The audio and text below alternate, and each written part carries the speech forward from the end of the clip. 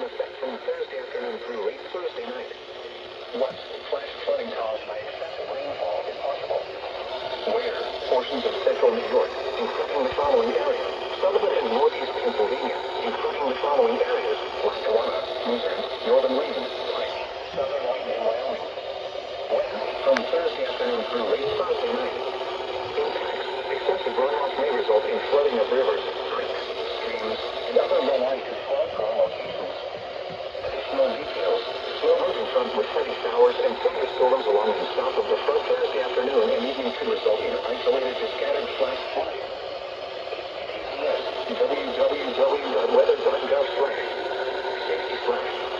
Flood should monitor later forecasts and be prepared to take action. More repeats.